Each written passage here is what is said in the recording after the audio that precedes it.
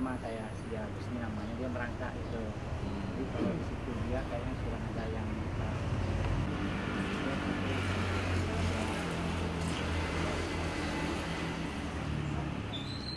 jalan aja dulu. Jadi sama-sama bapak-bapak nih latihan. Itu boleh bawa kan? Bisa sendiri. Bosornya kurang aja. Siapa ya suruh tadi?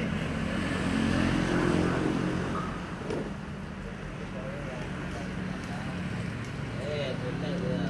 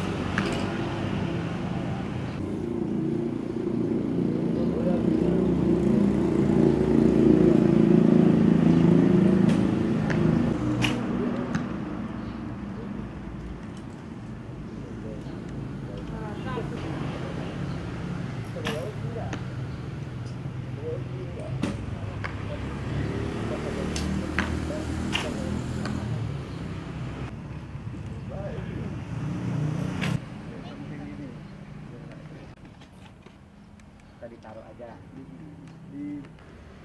Oke, tahan. Ayo, masih juga sini. Masih juga. Begini aja ya. Masih banyak juga ya.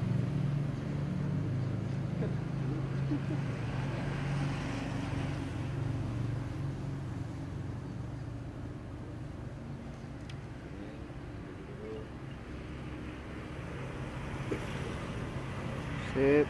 Oke. Yuk. Kalau tadi kan segini gambarnya, sekarang mau diambil segini aja. Jadi ekspresi mukanya itu. Ya. Pasnya juga. Bagus.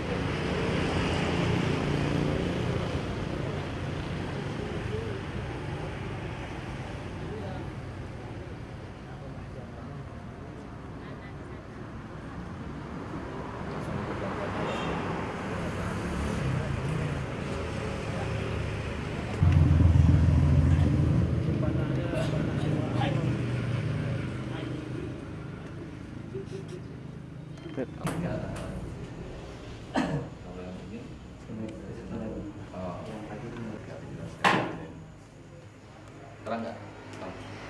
Cukup ya?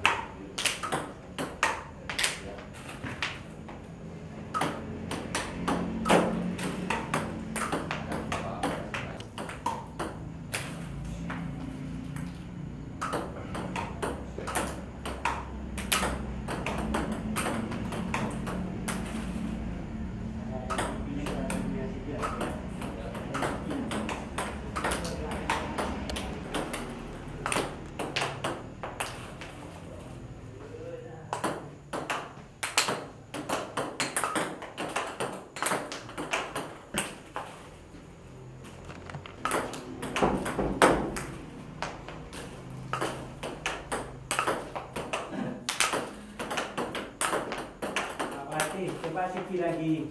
Coba sisi, habis sisi.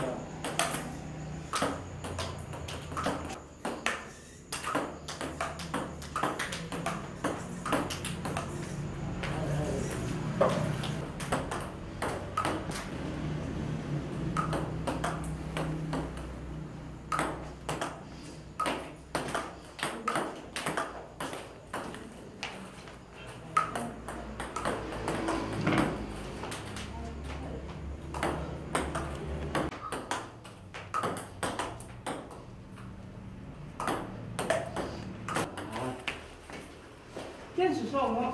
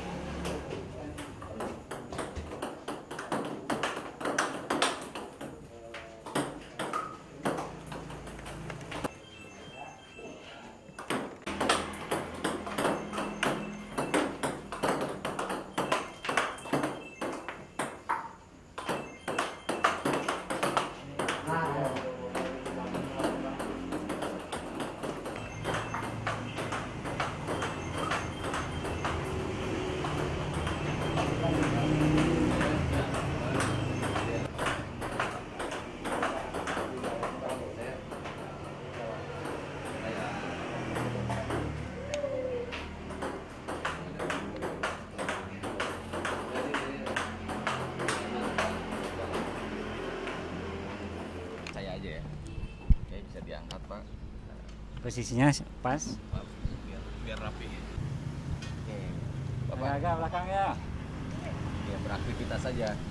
Bapak Santai dengan- aja, santai aja kayak raja biasa aja. Jangan kesini pula matanya semua.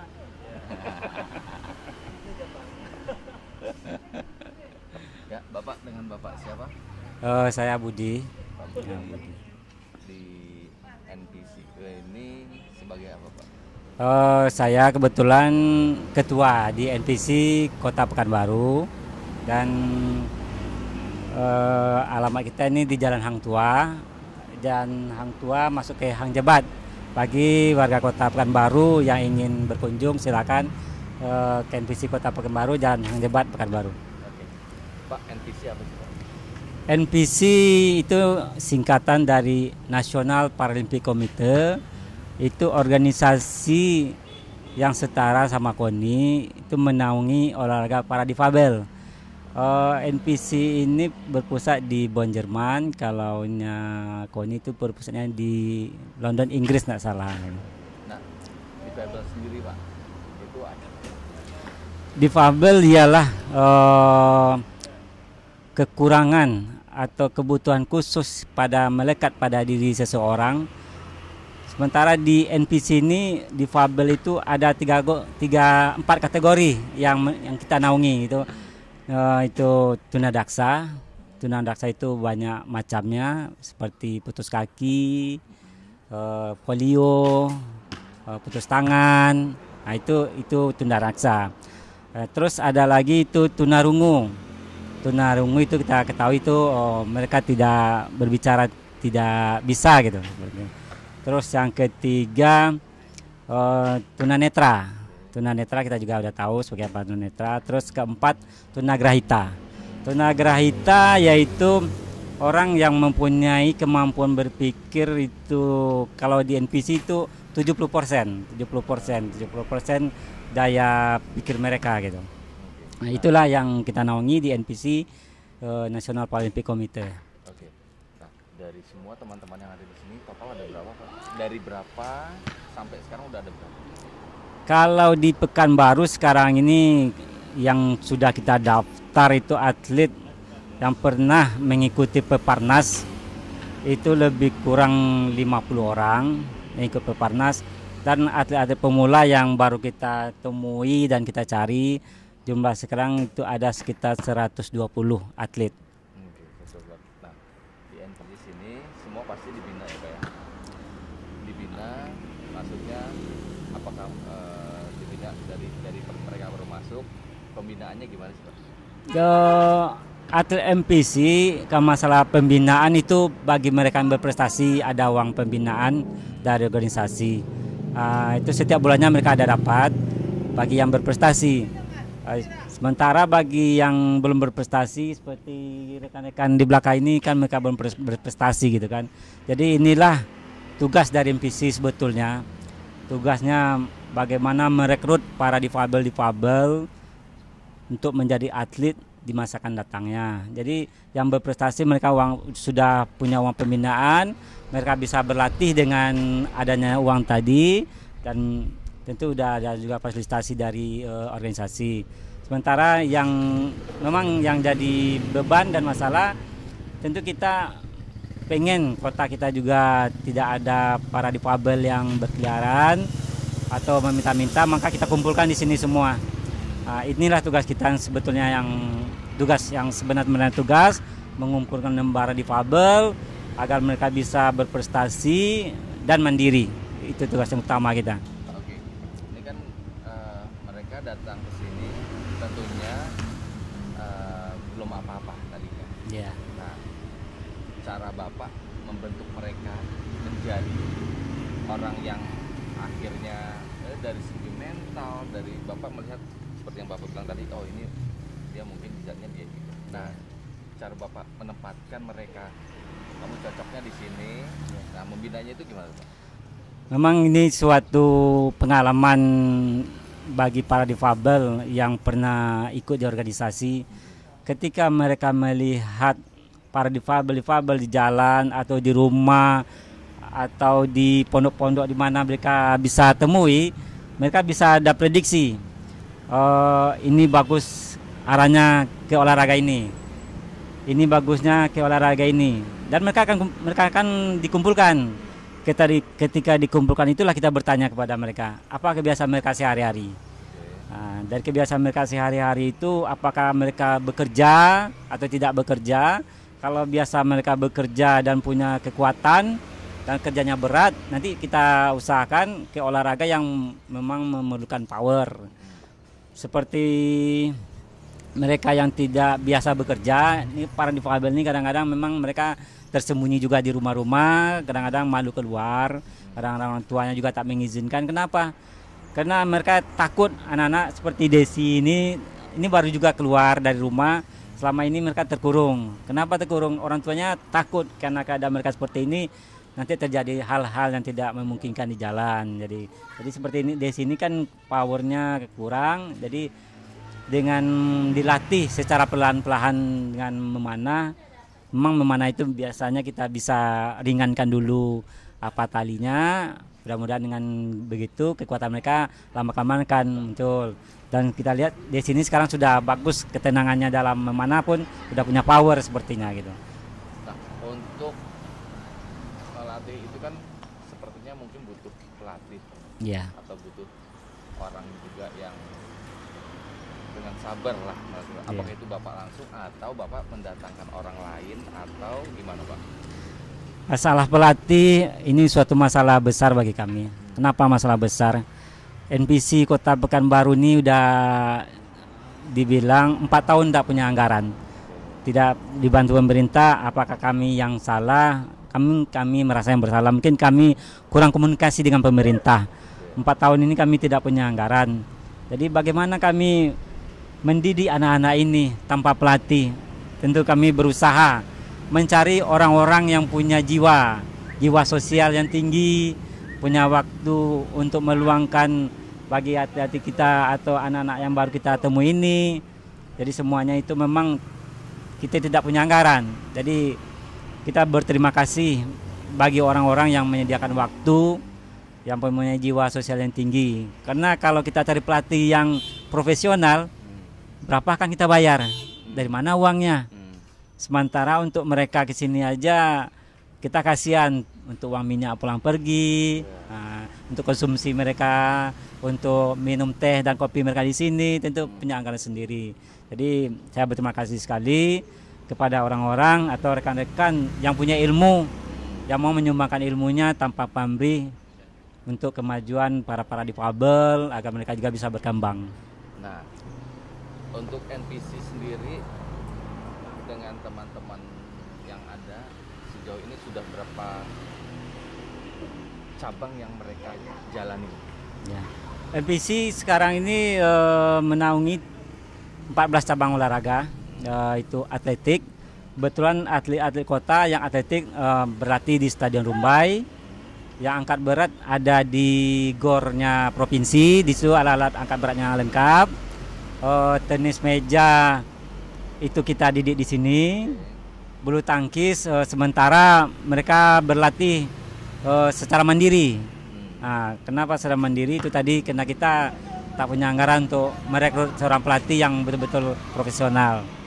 Dan yang cabang-cabang renang itu ada pelatih renang namanya Julkipli. Dia difabel juga, dia pelatih renang. Kita titipkan sama pelatih difabel yang kebetulan dia juga pelatih PPLP di Spora. Dan yang lain-lainnya sesuai dengan venus yang ada di Kota Pekanbaru. Nah, terus gini nih Pak, apa tadi? Lu ngeblank ya. Sebentar. Oh ya, sejauh ini yang Bapak tahu, mereka tuh sudah pernah mengikuti kejuaraan apa aja dan prestasinya gimana? Atlet-atlet kita yang berprestasi sekarang ini banyak dipanggil ke Solo, Asian Para Games Malaysia, persiapan Asian Para Games Malaysia. Sementara kita di sini Dari awalnya baru sampai ke situ. Dari awalnya sih kita Bapak tapi di situ udah berapa lama? Di menjabat NPC kan baru. ya, Sebelumnya di NPC juga atau? di NPC juga. Nah, sepengalaman Bapak selama di NPC, mereka-mereka ini udah pernah ikut kejuaraan apa? Sebelumnya ya. Nah, berita info yang ke depan setelah itu aja. Oke. Ya. Yang Bapak bilang tadi ke Solo, nanti setelah itu. Jadi Bapak cerita ke belakang dulu prestasi mereka. Mereka pernah ikut kejuaraan apa? Mungkin PON boleh diceritakan. Atlet-atlet Kota Pekanbaru yang berprestasi setelah mengikuti Pekan Olahraga Nasional di Bandung tahun 2016, bagi mereka yang berprestasi tingkat peringkat 1 dan 2 itu dipanggil ke Solo. Bagi yang tidak lolos atau waktu di TC di Solo tidak memenuhi target, itu mereka dipulangkan. Jadi berapa atlet kita yang berprestasi di Bandung kemarin, ada sekarang sekitar 10 orang atlet Kota Pekanbaru berada di Solo untuk mengikuti TC Asian Para Games di Malaysia. Oke. Nah, setidaknya berarti atlet difabel Pekanbaru tuh sudah cukup memberi nama harum lah buat Pekanbaru karena dipanggil untuk tingkat nasional. Nah, sementara peran pemerintah sendiri terhadap peran pemerintah dalam hal olahraga, kita khusus karena saya ketua Kota Pekanbaru. Memang Kota Pekanbaru ini sebetulnya sangat menyedihkan lah. Mengapa tadi saya sudah sampaikan juga di belakang bahwa 4 tahun ini kita tidak punya anggaran 0%. Sementara kita bisa lihat bagaimana kita menyewa sekretariat yang begitu luas, atlet-atlet yang berlatih setiap hari. Bagaimana cara kami menanggulanginya, itu kerjasama kami dengan pengurus dan atlet sendiri. Supaya atlet ini berprestasi, mereka berprestasi tentu meringankan masalah bagi pemerintah. Kenapa masalah bagi pemerintah? Karena kita lihat kondisi mereka sendiri di belakang dan seperti itu. Mereka rata-rata difabel yang merangkak, tidak ada kaki. Kalau kita lihat-lihat, para pengemis malah lebih sehat lagi daripada mereka. Jadi kita tak ingin para difabel seperti itu. Kita ingin mereka hidup yang layak, hidup yang terhormat, dan tidak merendahkan diri mereka. Jadi walaupun pemerintah belum sampai saat ini perhatiannya sama kami tetap berjuang untuk para difabel. Karena kami para difabel tentu punya rasa yang sama, tidak ingin hidup ini di bawah. Kami juga ingin hidup ini lebih baik dan terhormat. Oke. Tapi dari pihak Bapak sendiri sebagai ketua atau dari sebelum menjadi ketua, apakah dari NPC sendiri sudah mengajukan proposal atau mengajukan permohonan kepada pemerintah? Proposal sudah kami masukkan ke pemerintah, cuma mungkin ada miskomunikasi. Miskomunikasi itu seharusnya bukan berarti pemerintah tidak menyalurkanlah bantuan, karena bantuan itu kami sangat butuhkan. Setidak-tidaknya ini untuk sekretariat aja kami untuk setahun itu udah menghabiskan 25 juta gitu kan. Jadi walaupun miskomunikasi itu di intern organisasi, tapi pemerintah kami harapkan bantuan itu jangan dilihat terjadinya konflik di dalam organisasi itu sendiri. Karena kalau pemerintah tidak perhatian sama kami, bagaimana nasib para difabel akan datang? Kami takutnya ketika kami tidak sanggup lagi memfasilitasi mereka untuk berlatih, mereka nanti rata-rata turunnya ke jalan lagi. Kayak tunanetra rata-rata seperti itu. Ketika kami tak sanggup lagi untuk memfasilitasi mereka, mereka akan turun ke jalan-jalan lagi. Jadi itu kan memberatkan juga bagi pemerintah. Karena program pemerintah kan bagaimana simpang-simpang jalan itu bersih, tidak ada lagi pengemis. Jadi inilah tempatnya sebetulnya bagi para difabel khususnya yang ingin berolahraga. Jangan sampai lagi turun ke jalan-jalan. Dan kita dukung program pemerintah, setiap kegiatan pemerintah, setiap di simpang-simpang lampu merah kita tidak ada di sana. Tapi di sinilah kita berkumpulnya untuk meningkatkan prestasi dan meraih prestasi. Oke, sekarang semuanya tidak bisa instan dong Pak. Ya. Tingkat kesulitan Bapak ada gak sih tingkat kesulitan yang signifikan gitu saat membangun mental mereka atau saat mengarahkan mereka untuk menjadi benar? Mungkin ada yang keras kepala mau atau gimana? Pernah nggak Pak ada kasus-kasus kayak gitu?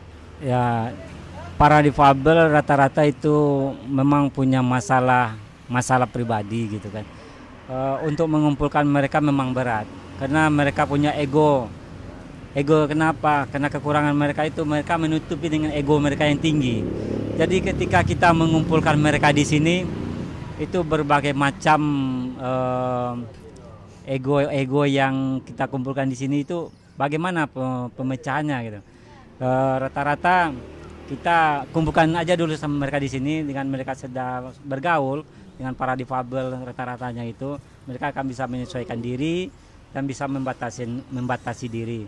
Karena para difabel ini kalau di awal-awal kita kumpulkan mereka mudah tersinggung, egoisnya tinggi, ingin menang sendiri, itu para difabel umumnya rata-rata. Kenapa gitu seperti itu sifat mereka? Karena mereka mungkin tertekan dari masa kecil, sering kalau istilah sekarang itu dibully, jadi lama-lama terpendam, makanya ego mereka itu suatu saat mudah meledak-ledak gitu. Jadi dengan kita kumpulkan mereka di sini, perlahan-lahan kita bentuk, kita arahkan, dan mereka juga bisa menyesuaikan diri. Akhirnya mereka yang biasanya emosinya tinggi, yang biasanya dibully kawannya langsung marah, tapi setelah mereka berkumpul sini, membuli itu suatu hiburan juga bagi mereka akhirnya. Jadi mereka bukan menganggap dibully itu suatu hinaan atau cacian, tapi mereka menganggap membuli sesama para difabel itu adalah suatu kesenangan atau hiburan sesama mereka aja. Dengan begitu akhirnya mereka di lingkungan masyarakat pun akhirnya mental mereka itu udah terasah dan teruji. Jadi mereka pun di dalam masyarakat apabila dibully atau dihina, mereka udah menganggap itu hal biasa, tak masuk lagi dalam apa mereka. Seperti itu dengan berkumpulnya mereka di sini. Nah, sekarang gini Pak, walaupun mereka sudah terbiasa nih, pasti nggak lepas dari masalah pribadi Pak. Yeah. Mungkin merasa jatuh cinta juga masalah pribadi gitu kan. Yeah. Masalah apa? Nah, pernah gak ada yang curhat ke Bapak masalah pribadi? Pak, aku mau ini nih Pak gitu. Ya, masalah pribadi ya memang masalah cinta banyak gitu ya. Memang banyak yang bercerita seperti itu. Dan akhirnya mereka pun ada yang sesama difabel nih jatuh cinta nih seperti kawan, ada juga seperti itu. Mereka jadi pasangan gitu. Ada berapa pasangan sini, 2 pasangan gitu. Karena saya berkumpul, mereka satu hati ya, mereka lanjutkan ke jenjang pernikahan. Di sini ada Mai Saro sama siapa itu pasangan. Nih Desi sama si Wawan lagi pacaran juga.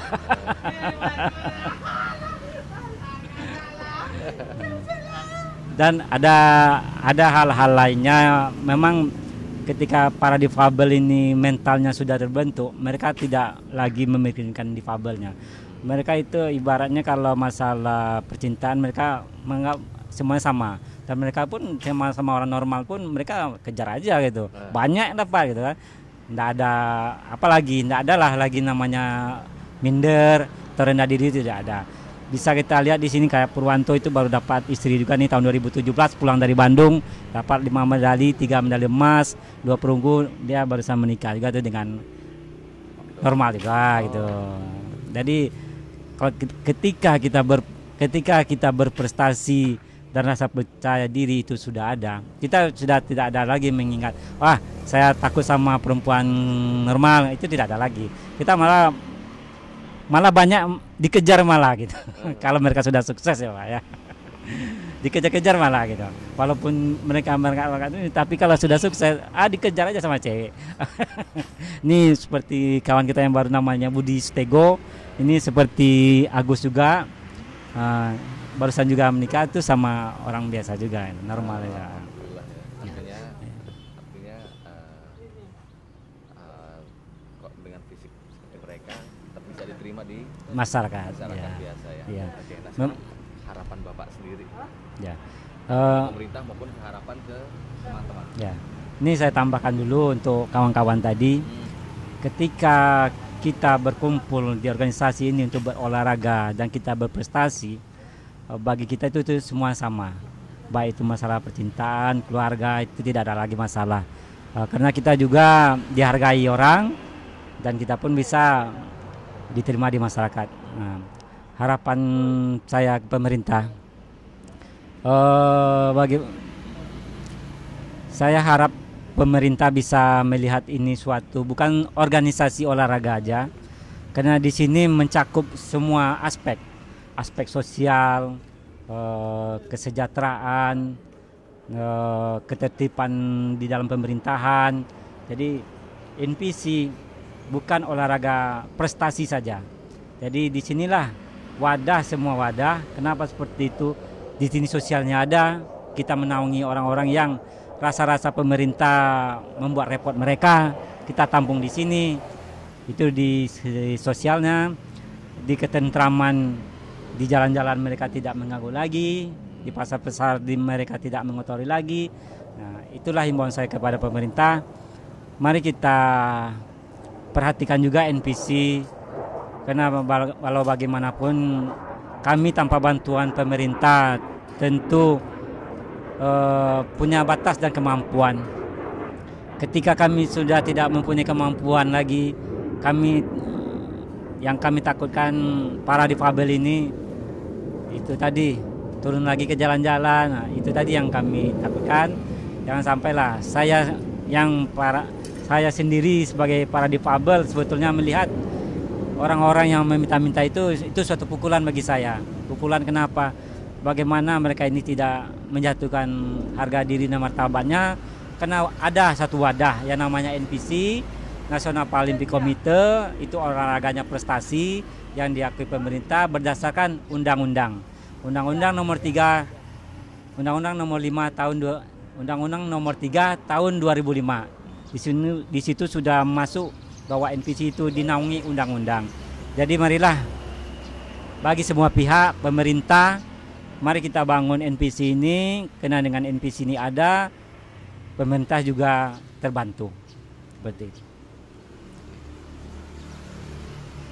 Ada lagi yang mau disampaikan nggak? Dari semua pertanyaan saya, siapa tahu ada yang kelewat nih, yang Bapak mau sampaikan apa? Nggak ada? Oke. Sekarang Bapak lihat kamera. Support olahraga di rumah atau gimana?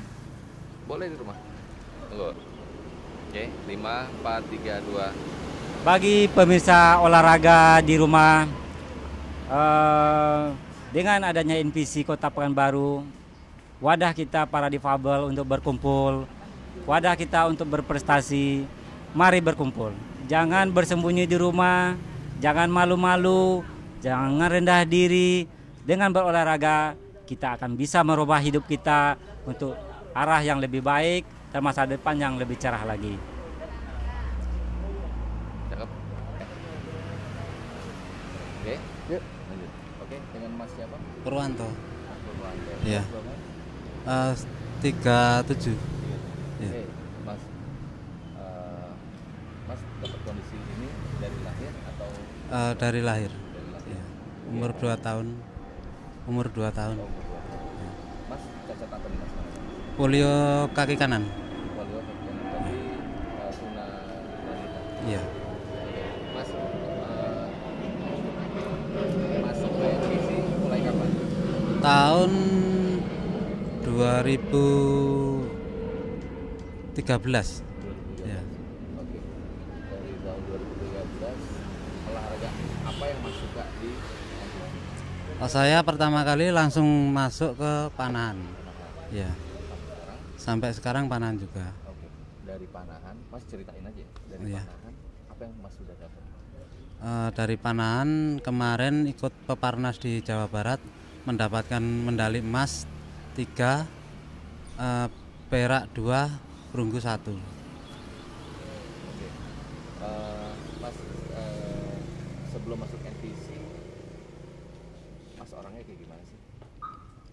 Maksudnya? Mungkin dengan kondisi seperti ini di lingkungan, bagaimana setelah masuk sini mungkin sebelum masuk NBC mental Mas gimana menghadapi lingkungan? Kalau Ini ya. kalau masalah di lingkungan, aku sendiri nggak ada rasa sungkan ataupun minder ataupun gimana. Yang penting aku bisa untuk mandiri, untuk apa, menjadi yang lebih baik lah gitu. Harapan Mas sendiri berada di NBC ke depannya mau gimana? Kedepannya mencoba apa, untuk lebih maju lah, Apanya? maju NBC-nya atau dari Mas sendiri yang mau dari lebih berprestasi? dari saya sendiri, dari segi prestasi pun juga ingin maju, tidak ingin di sini tok. Nah, terus menjadi apa namanya, atlet nasional Oke, Mas boleh lihat kamera? ya. Kasih pesan.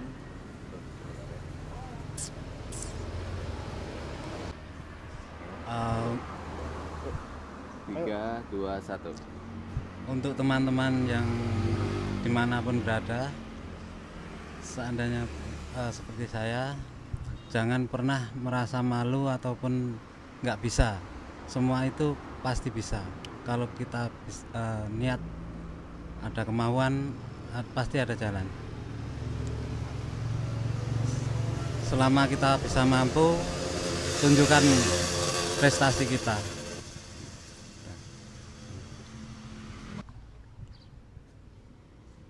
Mbak Desi, Desi, umur berapa Mbak? 32. Oke, Mbak Desi. Awal mulanya masuk ke NBC ini gimana? Awal maksudnya gimana ya? Iya kan mungkin tadinya di rumah aja. Oh ya, udah ada lah istilahnya, udah bisa kemana-kemana, dan pergaulannya udah mulai bergaul, udah banyak teman. Tahun berapa masuk ke NBC? Baru Baru. Ada yang ngajak atau mau sendiri masuk ke NBC? ada yang ngajak. Ya soalnya kan apa ini kan baru tahu. Terus diajaknya sama tetangga. Sekarang nih nggak baru ikut. Berarti dia udah berapa lama? Baru itu berapa lama sih di NBC? 1 tahun mungkin atau berapa bulan? Baru berapa bulan ini? Iya. Selama berapa bulan di NBC ini, apa yang udah kamu dapat? Misalnya teman-teman yang bagaimana atau gimana? Teman-teman udah agak kena kita sama teman-teman, gimana ya udah tahu.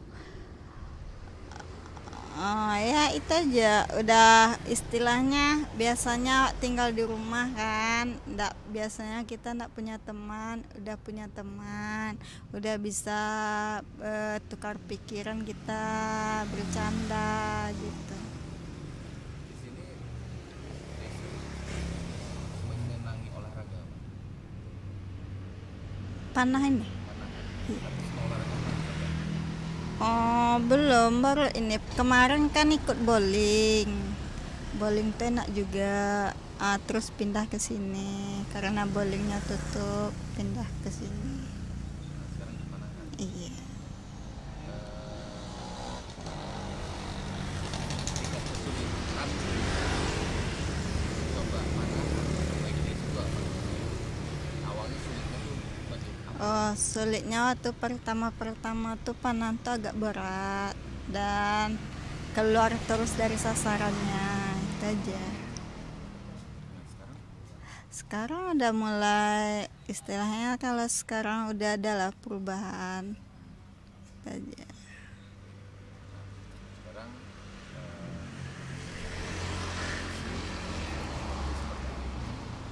sekarang sudah mulai mungkin karena yang pada Iya, jadi punya teman. sekarang Desi kasih ini dong motivasi untuk penonton di rumah yang punya kekurangan seperti ini. Jangan pernah apa, jangan patah menyerah. sukses.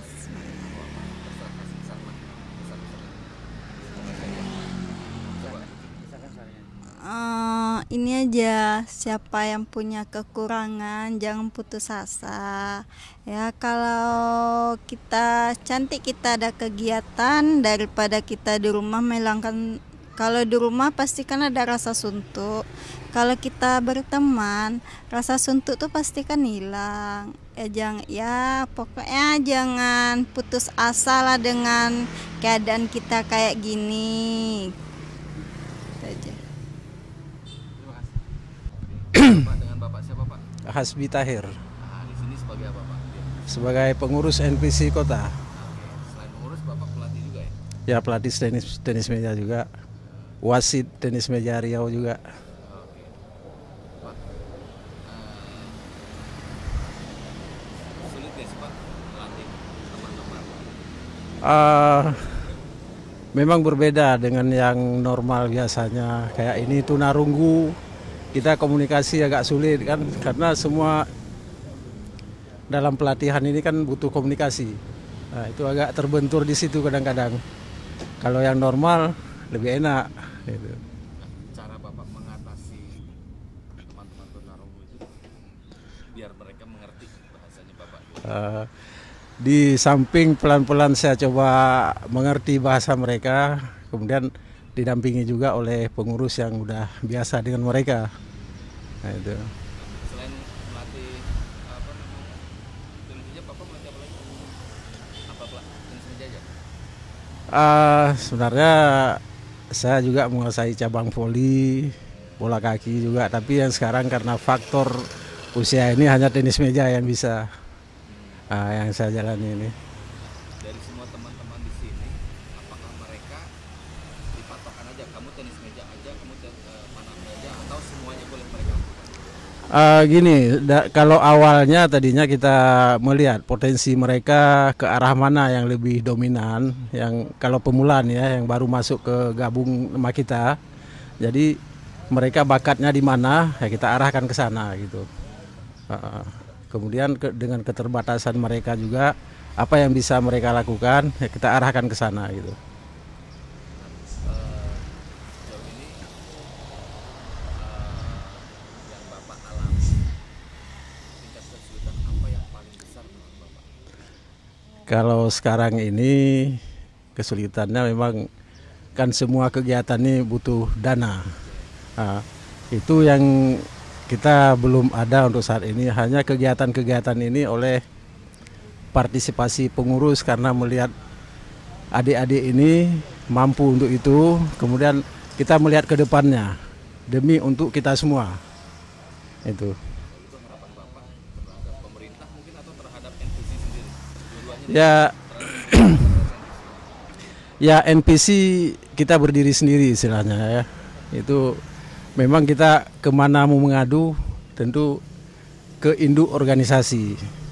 Ya, kita ya ke NPC provinsi lah yang kita ngadu. Mungkin mereka ke atasnya lagi, ke jalurnya.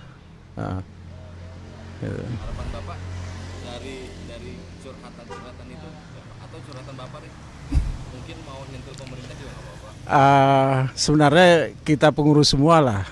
Semua pengurus itu sudah mengharapkan seperti itu demi untuk kita semua, untuk Riau lah, supaya bisa berprestasi ke depannya. Tentu setiap pembinaan butuh yang namanya dana, itu kita butuh semua itu. Tapi untuk saat ini kita partisipasi pengurus saja, karena semangat adik-adik ini ada, jadi kita arahkan kemana. Kita belum ada terima apapun dalam hal kegiatan-kegiatan seperti ini. Hanya saya sebagai pengurus, saya lakukan dengan ikhlas saja. Ya, terima kasih. Sabar. Kami dari NPC Kota Pekanbaru. saksikan kami di Spontan. Oke, sekali lagi. Oke, tahan. Kami dari NPC Kota Pekanbaru. saksikan kami Spontan. Yeay!